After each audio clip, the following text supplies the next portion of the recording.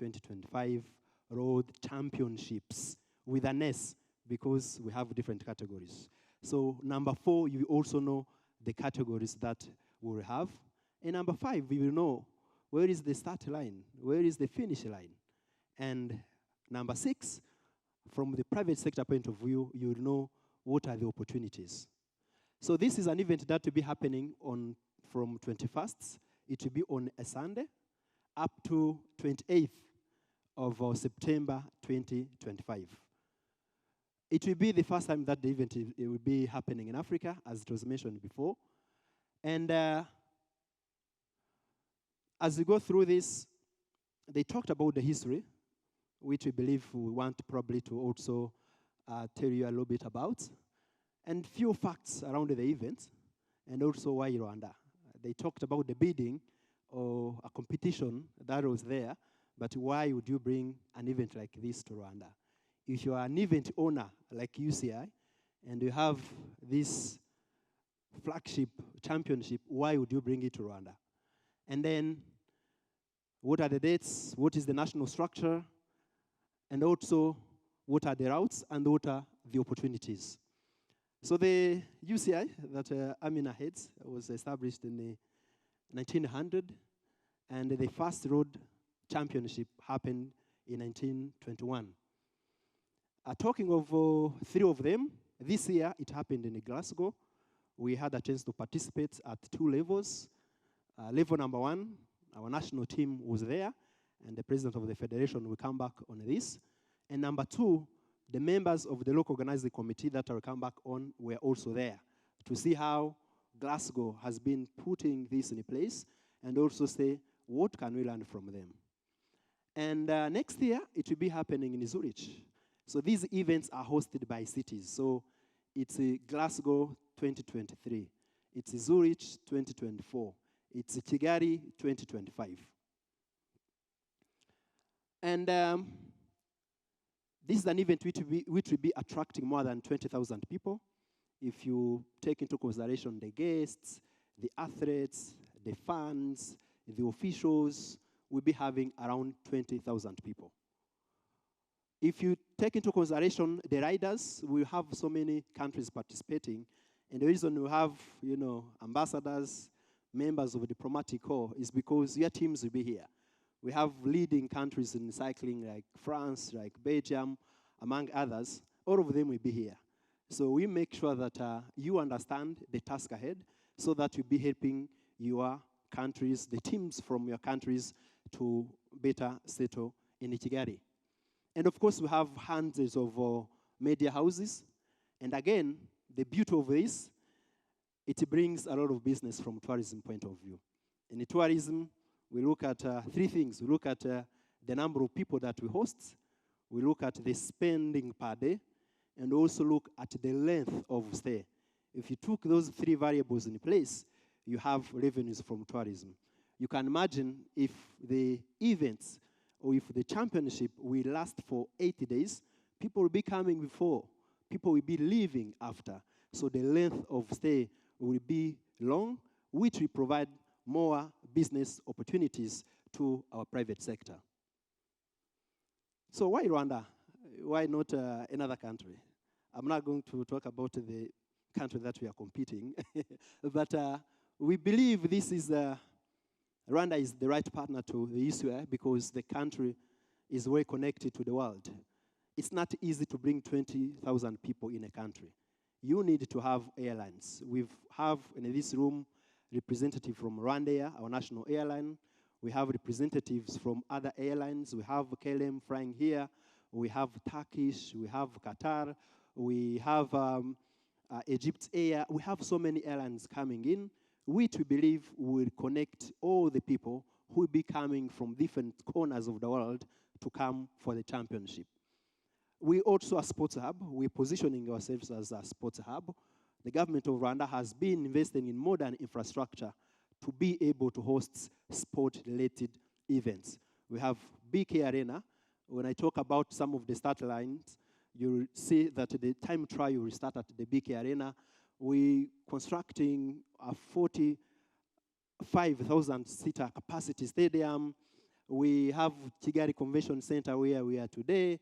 We have so many hotels. So we have the right infrastructure to be able to host events at this caliber. And of course, we are an open visa policy. Any citizen of the world coming to Rwanda, you get a visa on arrival. So there is no any stress of visas. In some cases, this is the practical reality that we face.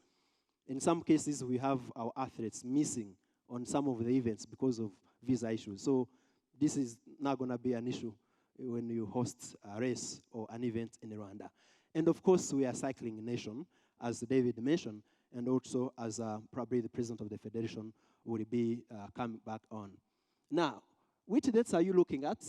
We have the dates that I've mentioned, and we have around 6 categories. So we have category number 1, which is elite, and in elite you have 2 categories. You have men and women, and then you have under 23. You also have men and women. You have junior men and women as well. So those will be the 6 categories that will be competing. And working with UCI, we have a detailed schedule in terms of who will be competing on which day and on which time. Another thing that we can also mention is that for these road championships, they have different categories. You can do it in an arena, you can do it on a pumps track, you can do it in a mountain. For the championship that we'll be hosting, we'll have 2 categories. We have the road championship, so it's really road championship that we'll be hosting, but with 2 categories. Time trial, where you have athletes basically icyo bamwe twita mu gifaransa course à la montre cyangwa se gusiganwa n'isaha. So time trial, really the athlete is competing, but with the time, if I may use that term. And then number 2, we have the road race, where now you have athletes or riders or cyclists competing each other. Now, coming back to the team that has been working on this or putting all of this together, I wanted to thank the members of the local organizing committee that have been working there and the night to put this together. We have a national structure which is led by the National Steering Committee. The committee is chaired by Honorable Minister of Sports and the Lord Mayor of the city of Kigali as the host city. And then we have a local organizing committee, which I have a privilege to chair, and it's co-chaired by the president of the Cycling Federation and the vice mayor of the city of Kigali. And then we have also other members, including the Minister of Foreign Affairs, the Rwanda National Police, the Rwanda Convention Bureau, the Rwanda Development Board, Office of Government Spokesperson, Prime Minister's Office, Minister of Infrastructure. We have different stakeholders, and we're working together as government to deliver on this event. Now, what are the proposed routes? And again, these are the routes that we've been working on with UCI. We have few final adjustments to make. So as we keep engaging you, as we keep presenting the progress update in terms of how we're working, there might be some minor changes. But as it stands from now, starting with the time trial, the start will be at the BK Arena, and then they go behind Kiye, Kigali Institute of Education, or Current University of Rwanda, Karwahama, Gisiment, Sonatibe, Gahanga, Wakate utaragera ku kiraro. Before you cross that bridge to Bugesera, they come back, Sonatibe, Rwandex, Kimihurura, in fact, on that cobblestone roads, Wazekuri Convention Center. So the finish line will be here, where we have the roundabouts. So that will be the time trial. Of course, depending with the categories, from sports point of view, some of the kilometers may be reduced, but that's the main circuit as far as time trial is concerned. We also have road race, and this one, the start will be at the convention center here, at the roundabout, the big roundabout that we have across the Kigali Heights. So they'll be moving from Kigali Heights, they drive toward Kimironko, Kibagabaga, Itekisirwa, Kinamba, and then they go by aho twitaga kuri Kaderaka ya kera. They connect to Ifak, Kimihurura, come back to the convention center where we have the finish line. There are some proposals which are being made, which are fine-tuning with UCI, whereby on lap number 5 and lap number 13 for elite categories only on Sunday, on the 28th, where on lap number 5 and lap 13th, once they arrive at Kinamba, instead of going down, they go to Yamaha, Nyabugogo, Gitsi Kinyoni, kuri Ruriba, aho twita Norvege, then Pele Stadium, they connect as if you're going to Kimisagara, then bazamuka ira twita kwa Mutwe, o Mirdo Kigali, kuri 40, mu Rugunga, tugere hano hahoze Kaoshi, ahahoze Kaderake, we connect on that cobblestone roads, Kimihurura, and then they come back to the convention center. But again, this is the start of making sure that the public gets to know this. We keep making sure that we communicate so that people understand the traffic implication, how you do plan your movements across the city. Rwanda National Police is part of the task force. We've been working with them and the city of Kigali and the Ministry of Infrastructure in terms of working on alternative roads. So if one road will be blocked, we'll be letting you know this is the alternative roads to use. So the official hotel of the event is this one. It's Radisson Blu and Convention Center. This is the official hotel, and the UCI also will have their congress during the championship.